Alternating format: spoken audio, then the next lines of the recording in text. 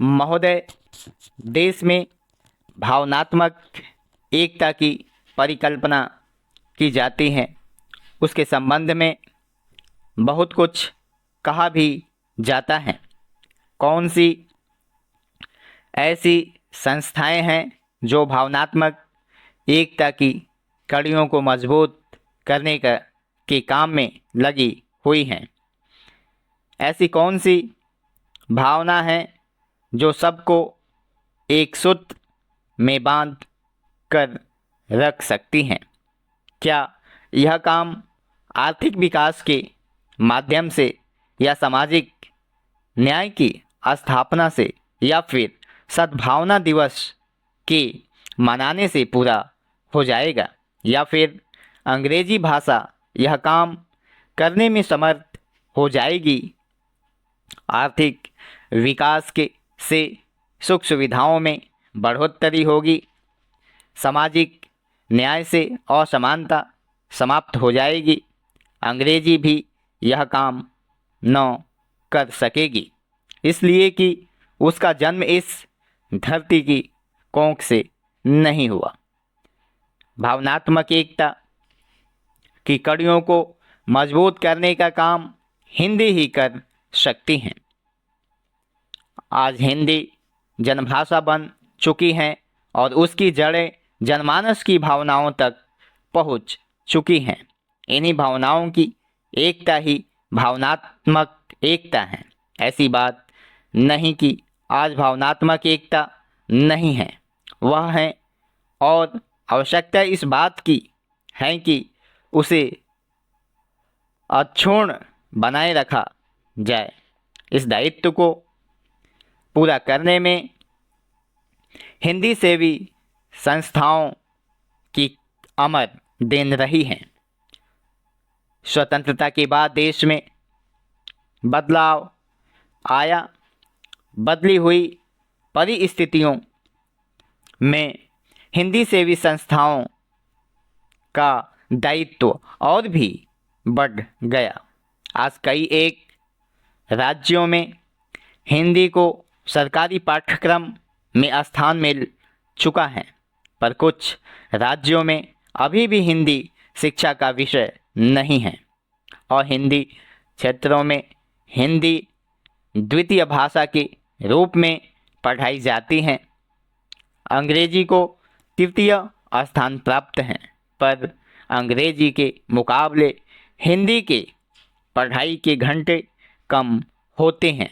कुछ राज्यों में हिंदी बोर्ड की परीक्षा का विषय नहीं है और कुछ राज्यों में केवल कम से कम 20 अंक ले लेना पर्याप्त हो जाता है। अतः हिंदी को द्वितीय भाषा का स्थान प्राप्त होते हुए भी उसकी बड़ी दयनीय स्थिति है।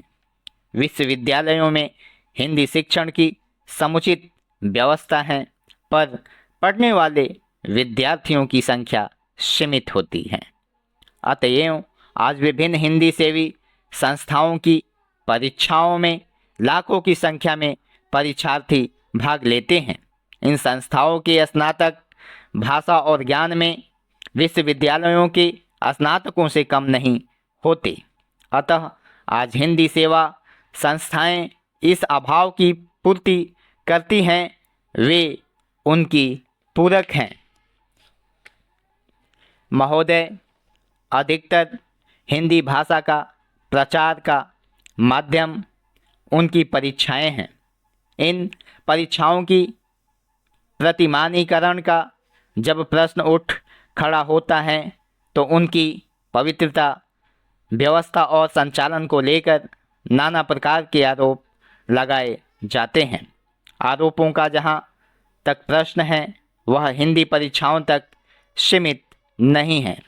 विश्वविद्यालयों की परीक्षाएं भी संदेहास्पद हो गई हैं। परीक्षाओं में छुरा दिखाकर नकल मारना, उत्तरों को लिखना और उत्तर पुस्तिकाओं को बदल देना तो एक आम बात हो गई है।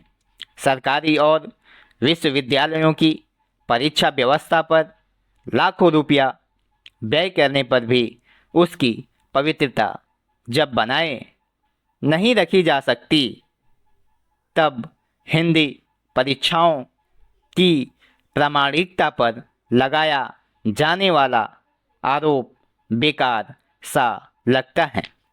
हिंदी के प्रचार प्रसार का कार्य सिर्फ भाषा मात्र का कार्य नहीं है, वह भारतीयता के उन्नयन एवं विकास का भी कार्य है। हिंदी एवं भारतीय संस्कृति को बराबर उजागर करना भी मुख्य कार्य है। हिंदी जन आंदोलन की भाषा बनी, जनता में राष्ट्रीय चेतना जागृत करने के लिए हिंदी को राष्ट्र के नेताओं ने अपनाया। राष्ट्रीय नेताओं के आदर्शों को अपनाकर हिंदी का प्रचार प्रसार देश भर में फैला और आबाद गति से चल रहा है। आज की स्थिति में हिंदी एवं भारतीय भाषाओं के कार्यकर्ताओं, प्रेमियों और साहित्यकारों को और भी सजग होकर कार्य करने की आवश्यकता है। अन्यथा हिंदी के प्रचार प्रसार का कार्य, जो पिछले 85 वर्षों से भी अधिक समय से किया जा रहा है, उसमें कहीं शिथिलता न आ जाए। हिंदी एवं भारतीय भाषाओं को उनका उचित स्थान दिलाने के लिए पहले से अधिक जागरूक होना चाहिए।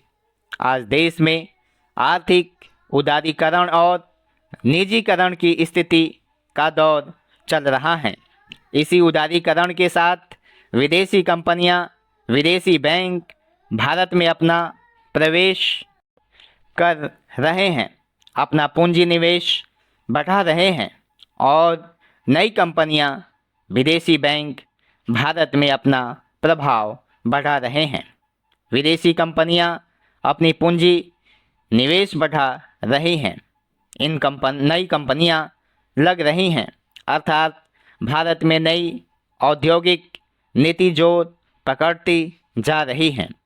इसके फलस्वरूप भारत में विदेशी माल की खपत बढ़ेगी, प्रचार बढ़ेगा, भारत में निर्मित माल फिर विदेशों में भेजने का क्रम चलेगा। वर्तमान में हमने गैट समझौते पर भी हस्ताक्षर किए हैं। इन सभी स्थितियों में हमारा विश्व व्यापार लेन देन